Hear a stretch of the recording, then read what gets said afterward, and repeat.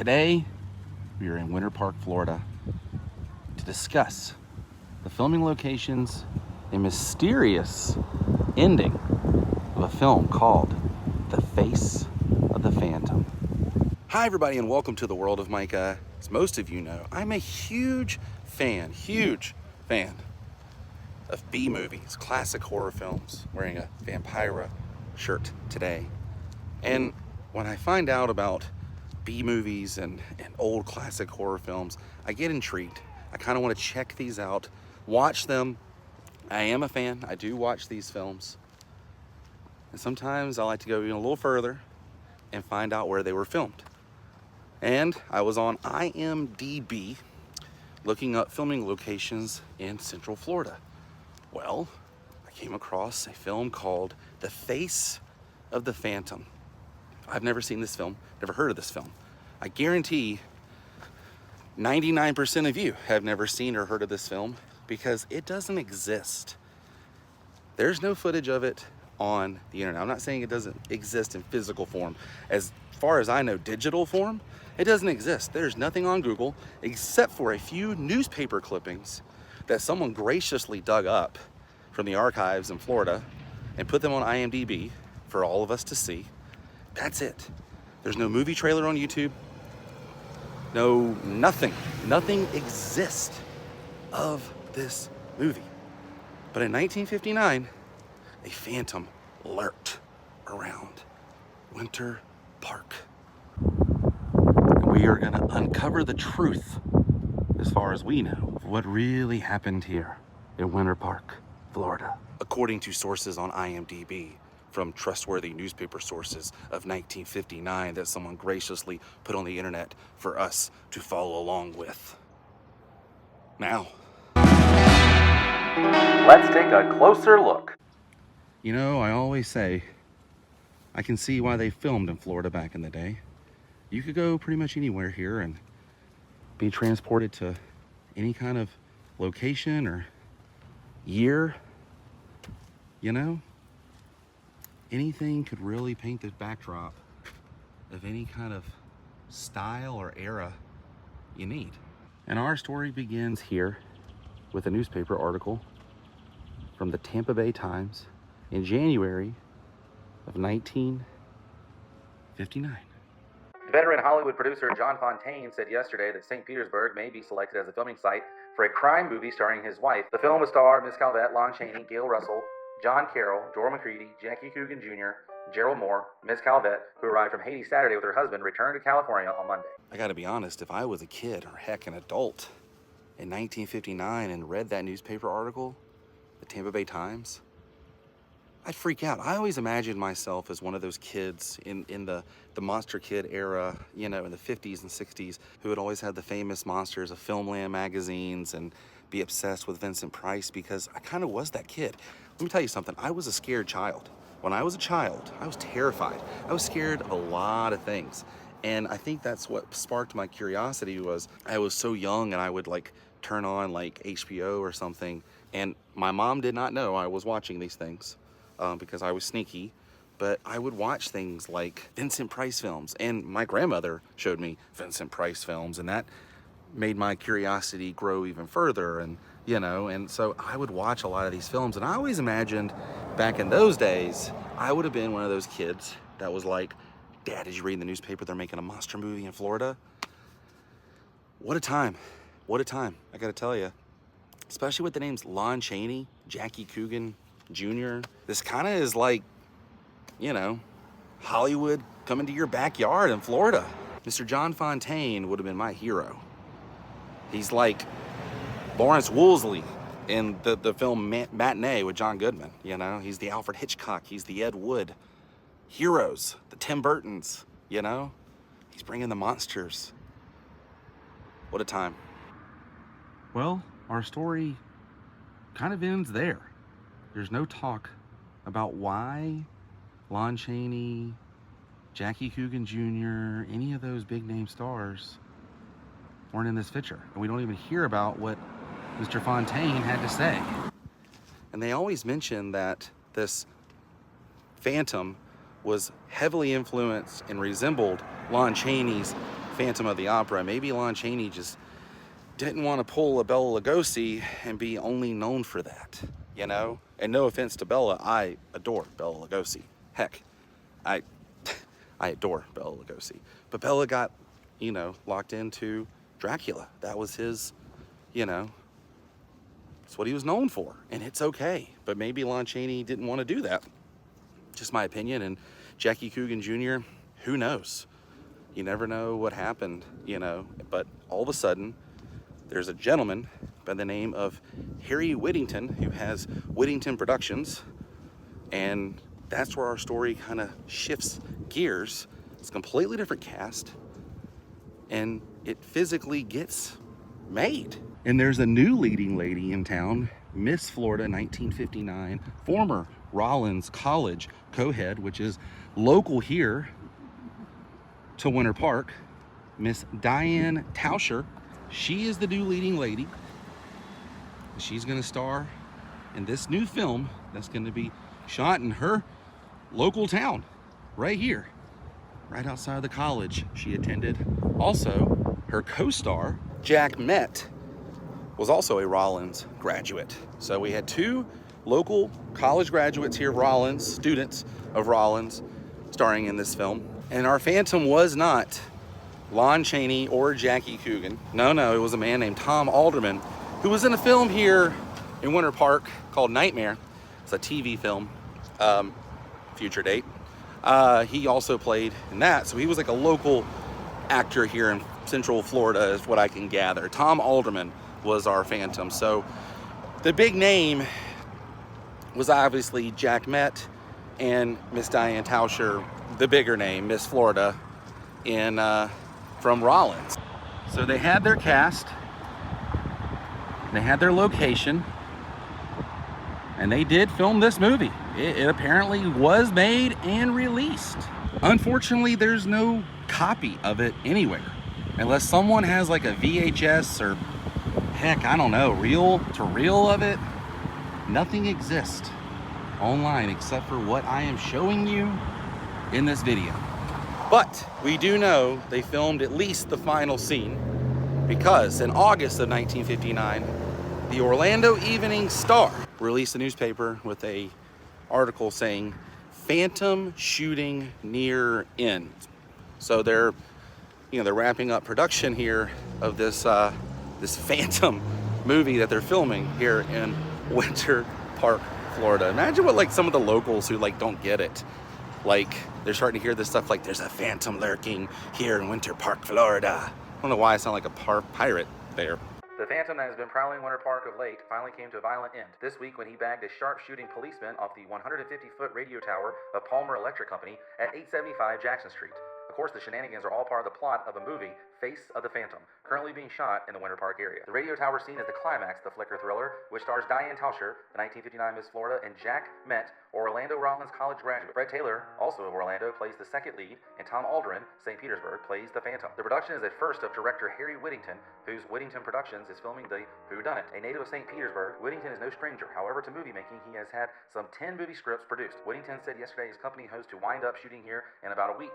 Final scenes will be filmed in Mead Garden, he said. And we are going to go over to that location because that is one of two locations that are discussed in newspaper articles. One being Mead Gardens, the other one being Palmer Electric Company, that served as the radio tower for the final sequence shot of the Phantom, the face of the Phantom. And there's photographs of what happened that night, the newspaper article, and I will show you guys exactly which tower I believe is the one that Jack Kelly, the stuntman, pushed Tom off the Phantom. It was actually a dummy, but we're gonna go find that location right now. Now what's neat is we don't have a poster, we don't have any actual film footage, but we do have a behind the scenes photograph of the Phantom with Miss Florida, 1959, Miss Diane. You can see what the Phantom looked like. Imagine if Lon Chaney actually had been, this Phantom. Would have been, would it have been like a big comeback for him, or, would it kind of changed his course of history with the legacy of the, you know, the Phantom of the Opera. Let's put it this way. If he would have done the Phantom of the Opera again, I don't know if people would have, you know, liked that performance. And maybe like the legacy and the, I don't know, the mysterious like ways of the Phantom of the Opera movie, you know, like how he did the actual makeup. And I don't know, maybe it wouldn't have been so like, not saying not iconic, but I don't think it would have had like the mysterious lure that the Phantom has, you know what I mean? All right, let's learn about the newspaper article that talks about the final location, and let's head over to that spot.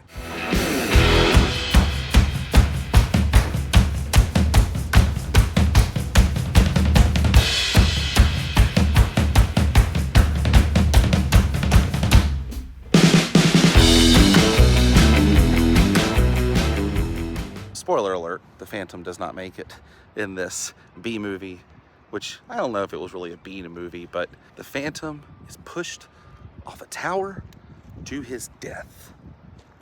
And that's how the movie ends, as far as I can tell. That's what they say in the newspaper clippings. And I believe I found the tower. Apologize for the wind today. It's a very windy day here in Florida. But this Palmer Electric Company was here in 1959. This is where it took place, and I believe the tower that was used was right down here. This is 875 Jackson Avenue in Winter Park, Florida. The address straight ahead is the tower, I believe, was the one that was used for the climax of the film. We're gonna take a closer look at it. This is no Hollywood backlot, but it was used for a filming location for a movie shot in 1959. When you come out here, there's so many towers. It could be a number of one of these towers, but this one to me looks like it could possibly be the one. So in this scene, stuntman Jack Kelly, who was like the police detective, I guess, man, push the Phantom off of this tower right here. It was a stunt Phantom. It was a dummy Phantom. And we'll just say this was probably not the angle, but we'll just say this was the angle. Looking up, and you can see them preparing to drop the dummy of the Phantom onto the ground. And he would have landed right here. And the photograph I was using was from the Orlando Evening Star from August of 1959. And that tower almost sort of looked like the way this one does here. This has probably been changed and updated since back then.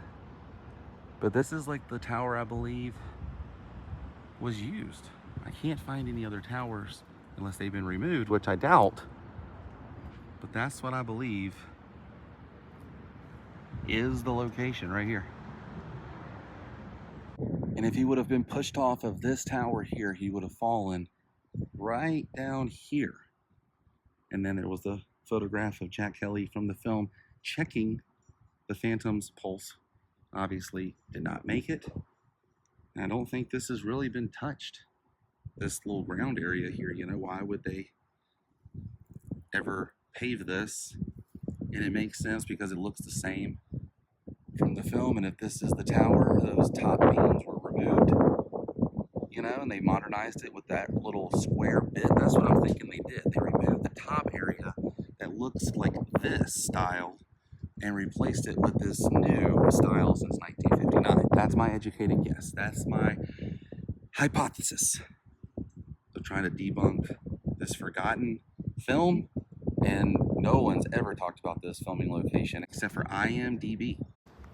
And if it wasn't for the newspaper articles saying that they filmed it over here next to Palmer Electric Company back in 1959, I would have never known this was, you know, the spot.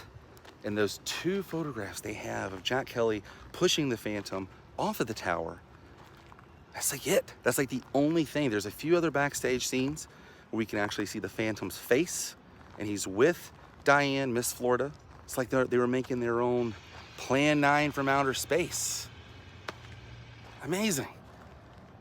I want to make movies like that again. I want to make B movies here in Florida.